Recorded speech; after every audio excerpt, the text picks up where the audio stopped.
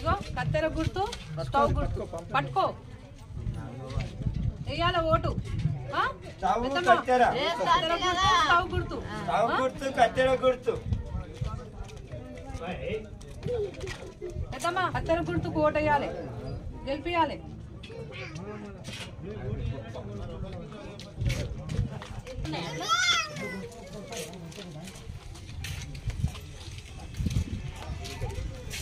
అక్క కత్తెర స్టవ్.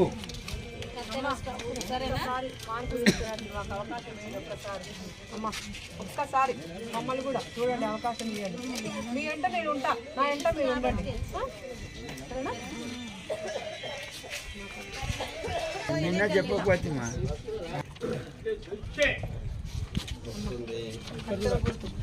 సర్పంచ్ వెయ్యాలి ఖచ్చితంగా. ఒక్కసారి మాకు కూడా అవకాశం ఇవ్వండి. మీ వెంట ఎప్పుడు నేను ఉంటా.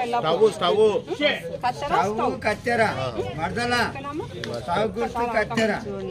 నన్ను మీరు చూడండి, నేను చూస్తాను. ఇది కత్తెర. చెప్పినా స్టవ్ కు కత్తెరకి వేయాలి. ఖచ్చితంగా కత్తెర స్టవ్.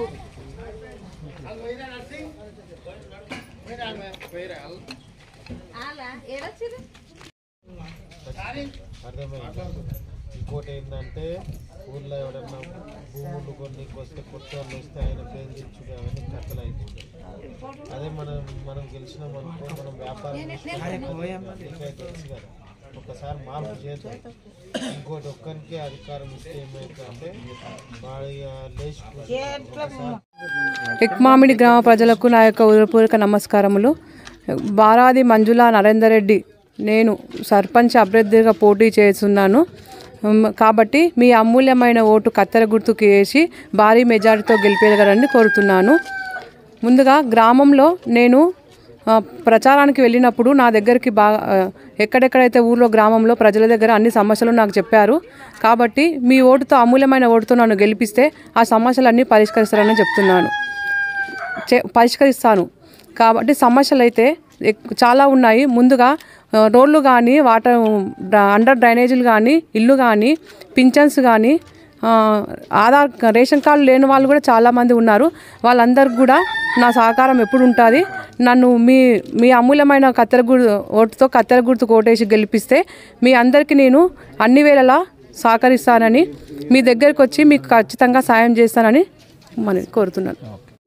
నా యొక్క నమస్కారములు. ఎక్మామిడి గ్రామంలో ఈరోజు మేము సర్పంచ్ అభ్యర్థిగా మా భార్యను పోటీ చేయించడం జరిగింది. ఇప్పుడు మా ఊరు ఎక్మామిడి చాలా వెనుకబడి ఉన్నది. 20 సంవత్సరాల నుండి అభివృద్ధి ఏం చేసిండో తెలియదు. అవతల వ్యక్తి 20 సంవత్సరాల నుండి పాలిస్తుండు. అందరూ ఆయన సర్పంచ్లే, ఆయనలే. కానీ ఏనాడు ఊర్లో ఇప్పుడు తిరుగుతున్నాం కదా, మేము ఊర్లో తిరిగేటప్పుడు ఒకతాన విద్యుత్ స్తంభాలు లేవు, లైట్లు లేవు, రోడ్డు మీద మోరీలు ఉన్నాయి. మోరీలు కూడా రోడ్లపైనే పోతున్నాయి. అండర్గ్రౌండ్ డ్రైనేజ్ అన్నాడు, ఎక్కడున్నాడు? ఇందిరామ్మ ఇల్లు ఉన్నాడు, ఉన్నోనికే ఇల్లు ఇచ్చిండు, లేని వాళ్ళకి ఇల్లు ఇవ్వలే. ఊరు మరి కనిపించడం లేదా?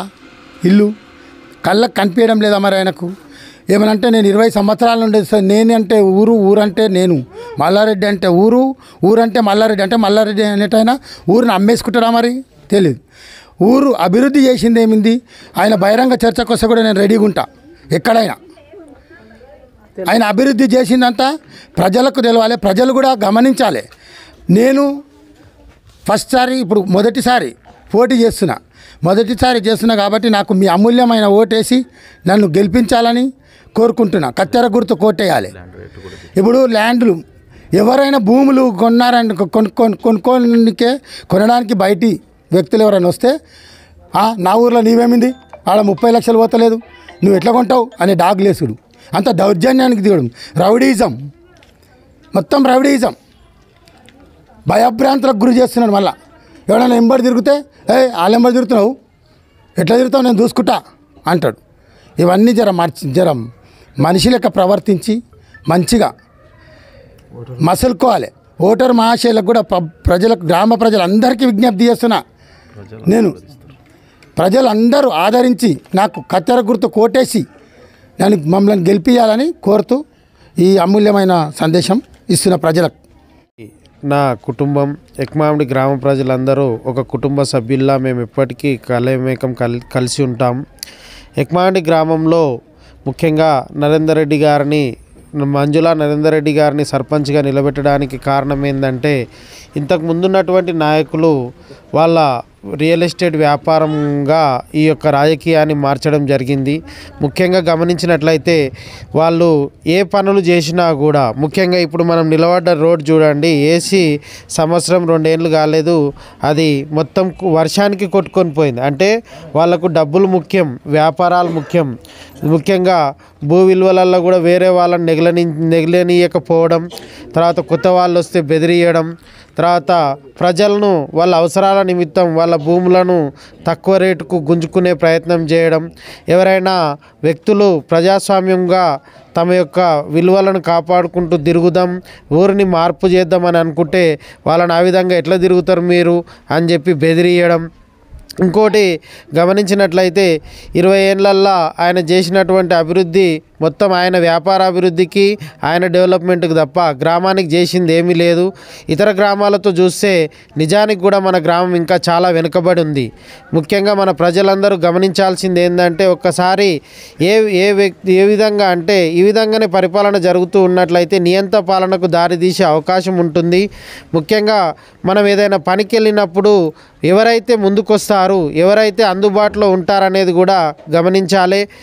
ముఖ్యంగా తన వెనుక తిరగనటువంటి వాళ్ళకు, ఇప్పుడు ఎవరైతే డబ్బులున్నోళ్ళు ఉన్నారో వాళ్ళకే ఇండ్లు పెట్టడం, డబ్బులున్నోళ్ళు ఉన్నారో వాళ్ళకే రైతు బంధు పెట్టడం, మిగిలిన పేద కుటుంబ ఇండ్లు లేనటువంటి వాళ్ళు, బీద వాళ్ళు, ఎలాంటి ఉపాధి లేనటువంటి వాళ్లకు ఎలాంటి సహకారం లేకపోవడం, తర్వాత వెనుక తిరిగే వాళ్ళకు మాత్రమే చేస్తానడం. ఇంకోటి ఏంటంటే, మా ప్రభుత్వం రూలింగ్లో ఉంది, మేమే డెవలప్ చేస్తామంటారు.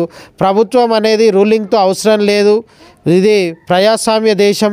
రాజ్యాంగ హక్కు నిధులు ఏ విధంగా తీసుకొని రావాలి మాకు తెలుసు.